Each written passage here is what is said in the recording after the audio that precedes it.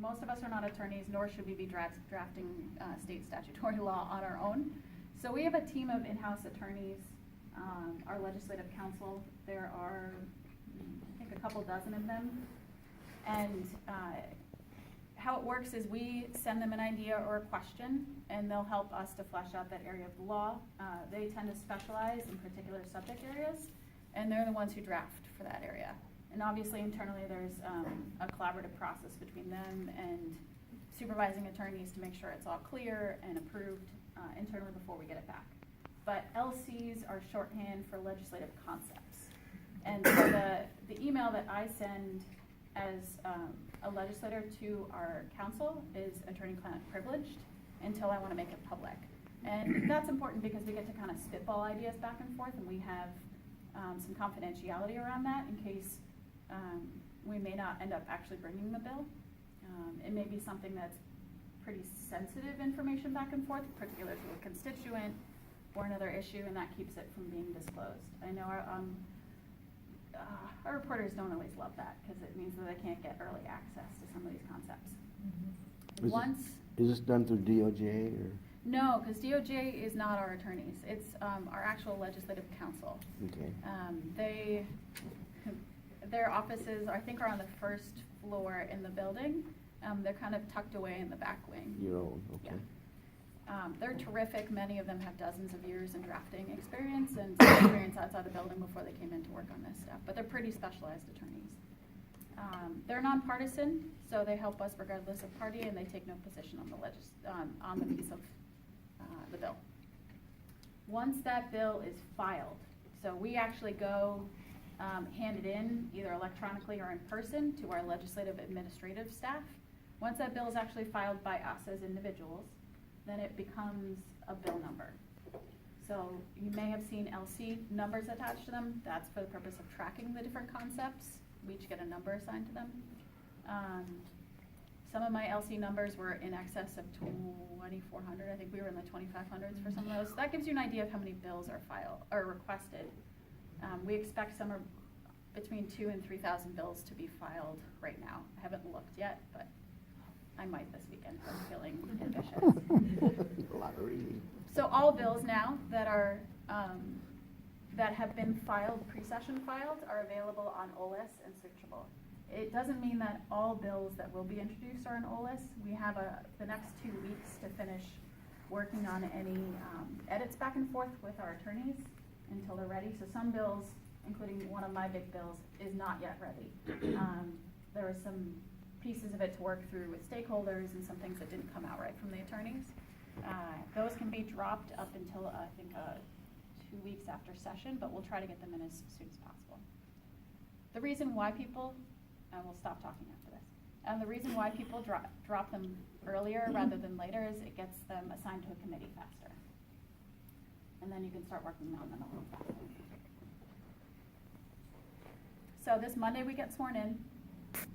Big pomp and circumstance where the governor gets sworn in the afternoon on Monday afternoon.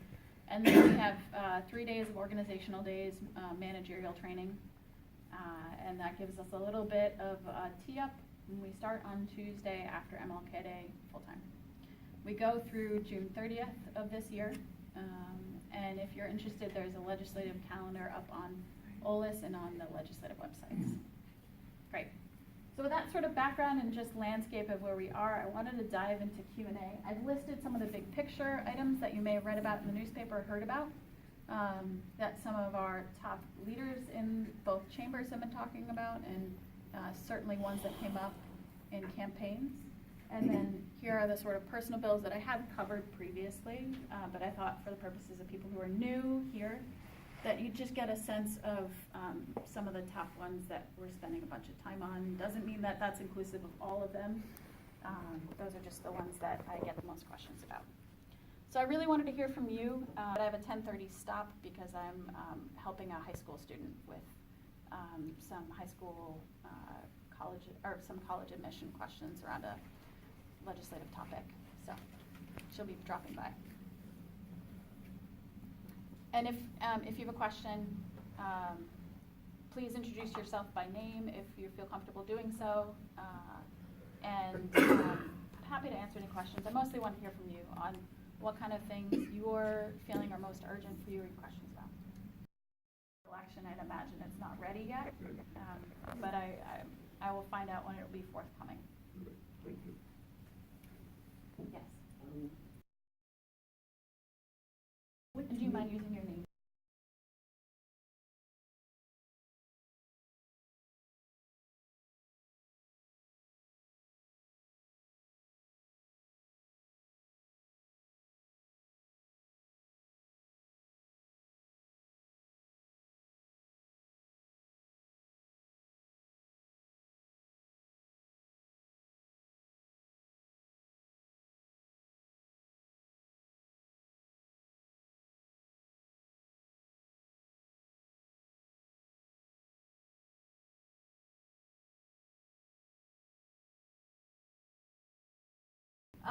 So I will stop by schools from time to time. My work schedule conflicts a lot with spending, this is actually a good thing to flag. I'm routinely in a PTO deficit at work because I use my PTO to go down for legislative days, and do our legislative day work and organizational day work. So I don't have a lot of time during the day to leave for whole chunks during the day. So I've been to a couple different schools, and I try to go to the classroom when I can. I wasn't able to make that this fall, but we're trying to see if we can fit it in this spring. I go to a lot of young professional events, and speak at a variety of different associations from time to time. Business for Better Portland is one that has invited me a couple times, and they do a cross-section of 20 to 30 to 40-year-olds who are in sort of mid-career. I'm speaking at a University of Oregon all-day forum next Friday for students. Yeah.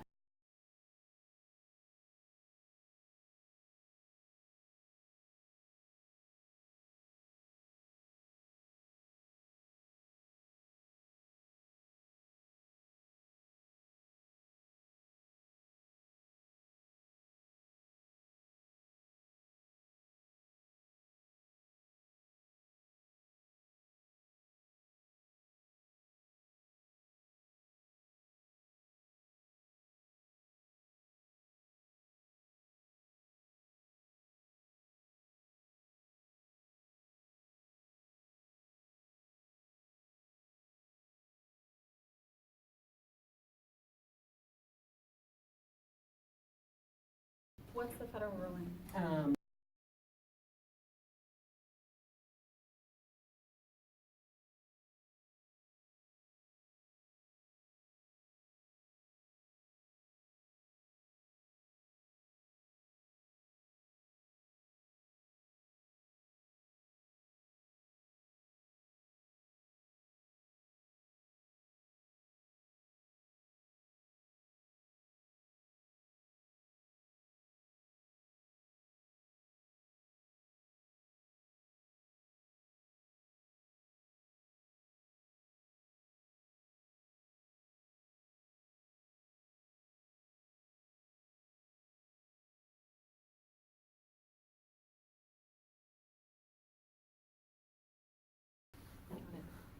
I did hear about that. I heard about that ruling and thought it only applied to online retailer sales and sales taxes in other states. I didn't realize it was so broad. I have not seen or heard of any of my colleagues saying that they're going to bring forward a sales tax proposal.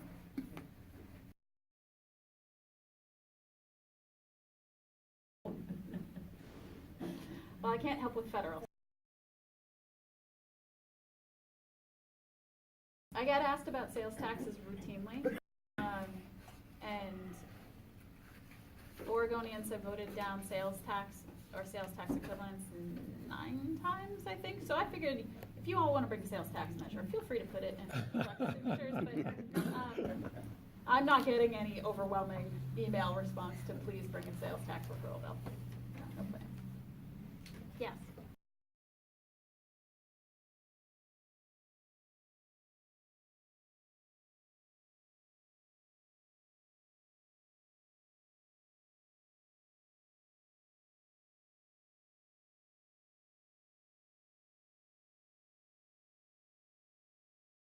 It's gonna be inclusive of that, but it is a little bit bigger than just jobs. Yeah.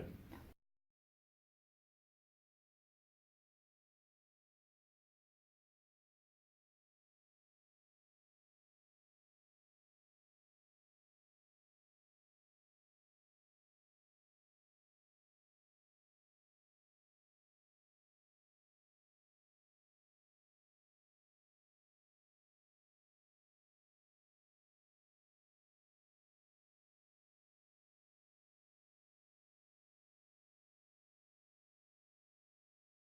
Should go 75%, and I think in the most, so the state law already articulates, we passed this years ago, a reduction of carbon emissions. And we're not there. We're actually not even close to being there. We're gonna blow by our 2025 target by quite a bit. There's no actual way we can meet that 2025 target. So in previous versions of the bill, it's pulled out. I mean, if there's no actual concrete way we as the legislature can achieve something by 2025, I don't feel like it makes a lot of sense to put it in and disappoint everybody when we scientifically know we're not gonna be able to meet it.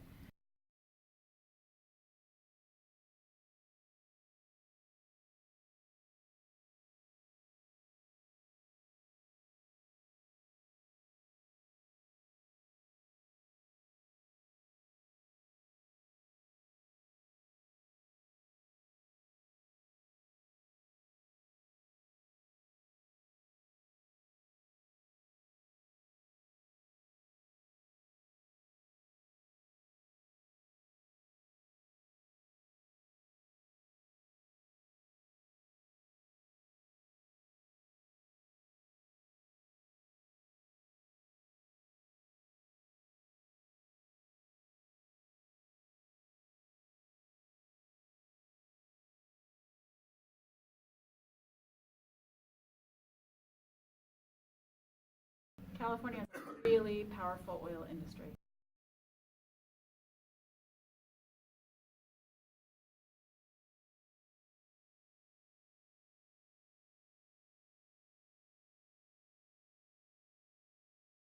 Okay.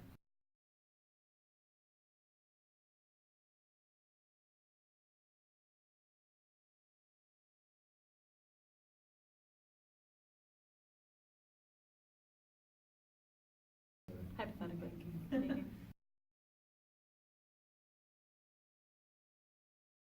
Thank you. That is a super wonky but very important issue. Would you mind if I just drew you a graph really quickly so you could help understand this? Because I found that to be the easiest way to explain the cap and trade program to people who maybe don't want to think about it ever. So, and that could be many of you. That's fine. This is actually my waking and sleeping moments. I dream about it at night now. Great. So, say we're up here. This is emissions. And this is time. And say 2050 is here. And here we are somewhere around like 2019. We know we're up here. Our targets are down here. We're not going to make them. We're actually on an upward trajectory. And we need to be at, say 80% of where 2050 is. Here's how a cap and trade program works. Gradually over time, the state agency who's in charge of it will put out fewer and fewer allowances to meet this declining cap. And say you are a trade exposed company for whom economic reports, hypothetically, actually there's, I'm not just speaking hypothetically, December we got an initial report before our carbon committee from an economist group that explained to us which categories of industries in Oregon are trade exposed, energy intensive. You'll hear a term leakage, which is through this program we don't want to just move the program elsewhere. That doesn't actually fix the overall carbon emissions, because something economists will tell us is the overall carbon emissions are the problem. It doesn't matter where the carbon emitting happens, whether it's here, whether it's in New Jersey where I grew up. However you can reduce, wherever it is, will be overall beneficial for our world. So say you're an EITE, and the free emissions, I think in a lot of people's heads, make it sound like you get to do this forever. That's not true. It is a directly allocated emissions, which means that they don't have to pay for it, but they are going to need to proportionally reduce their part overtime, or else they're gonna have to start paying over here for what they can't reduce and buying that from somebody else who is reducing under here. So it is much more of a trading system. And the idea is together, as an entire economy, we bring down our emissions over time, and we allow those reductions to happen where companies can do them more cheaply, and then where companies either don't have the current technology yet and or are working on it, or just don't have the capacity given the nature of their work to reduce, they'll have to eventually purchase allowances to offset that reduction happening somewhere else. Okay. Yeah.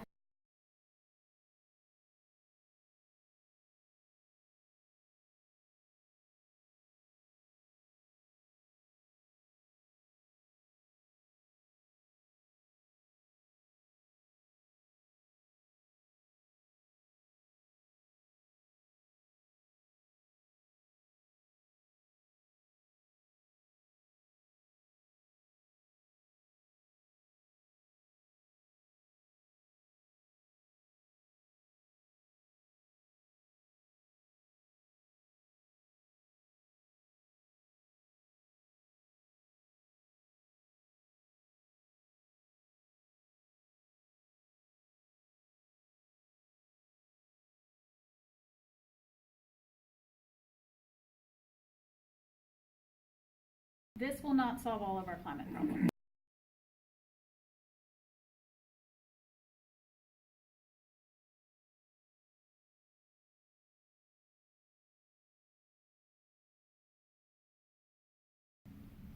No, there's a great graph, which if you send us an email, I'm happy to send it along. Okay.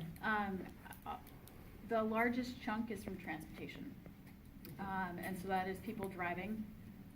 We are trying to find a location closer to Selwood, so not as many people have to drive as far to get out to Clackamas Town Center. But a good chunk of it is vehicle emissions, transportation emissions, trucks, other kinds of moving goods. That is the biggest piece that even countries that are way ahead of us on this are having a really hard time cracking.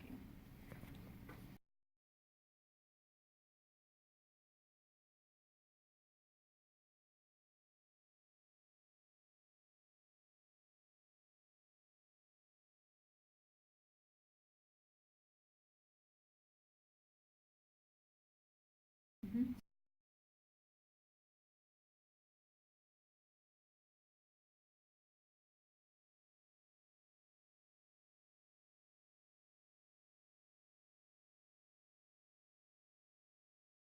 What does it work? So banking is important because it drives down reductions in the short term. So say a company can switch to a cleaner fuel, they may drop from like here to here, and they can sell all these allowances. And that's good, that's an immediate reduction in carbon emissions, that helps us right now. A company may buy them and use them when they know that they're gonna be out here and unable to reduce. And so they'll keep them for a period of years, say this will look like 20, 30 or so, and they'll actually start using them once they come above that graph. So a couple things that I've heard about California. California started their program in the middle of the recession. So right off the bat, they had fewer emissions than they thought they were going to, and they had an excess of allowances. They've also allowed a longer period of time to bank. And the thing about banking is you have to offset the capital improvements. So the company that's taking the reductions right here is selling those to offset the improvements or investments they've made up front. And that's great because they may have to carry those and pay for them over a period of whatever years that they've penciled out in the business plan. It may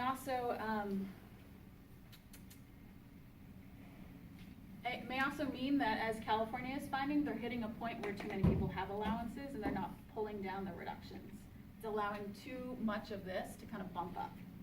And that's an adaptive management issue around allowances, and we've been talking about how to clarify this through rulemaking, so that we want to put companies in a good place where they know they'll have certainty that if they're going to upfront invest to do some things, they'll be able to pay that back over time through selling these.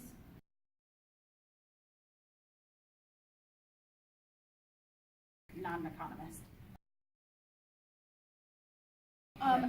I think it's one of those things to not put in a bill.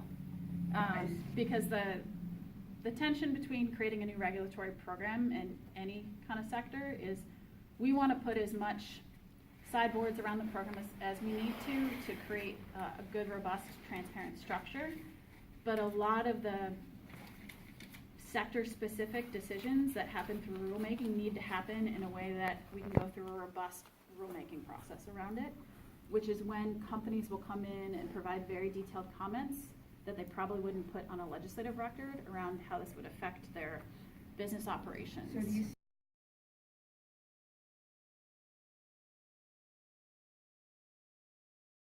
It'll certainly be the place that a lot of these conversations will happen. There'll be many different rulemaking processes to further flesh out the program.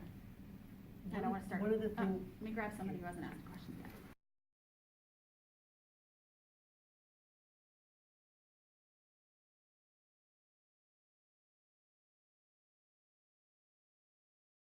So the revenue stuff, I know Rob knows this better than I am because he's actually on the revenue committee.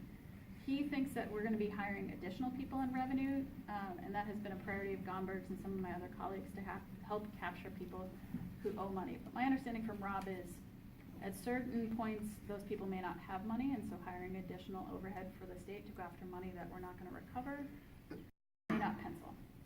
But you've been super squeaky on this, so I appreciate it. I'll see how that's coming from the agency. But for the cap and trade program and the climate agency, because it's merging two structures that already exist, the overhead for running it should be less. And I know that they don't want to put a dollar figure out there yet, but they're working on it. To run the program, there'll be part of the actual revenue back to the state that helps staff the people who administratively run the program. So it shouldn't cost us as taxpayers additional general fund to do it.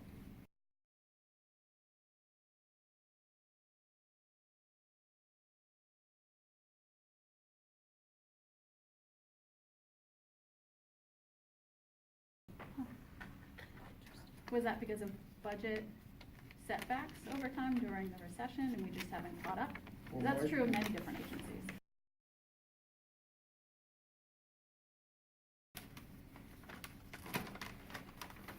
Okay. All right, we'll take a look for it. I want to capture somebody.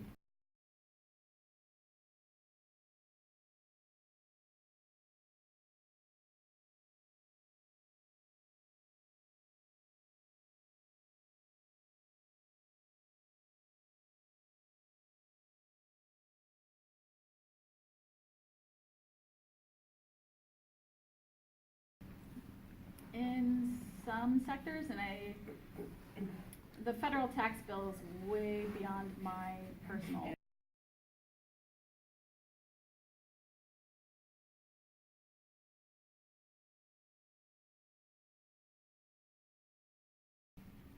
Yeah, they may be able to pay it off right away. That's a great thing. I mean, then they'll have more capital to put into.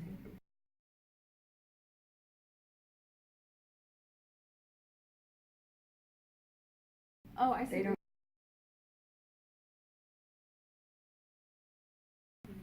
The way that capital expenditures are being amortized was shifted under the federal tax bill, but not for all sectors in the same way. So I think it'll depend on what kind of business operations they do.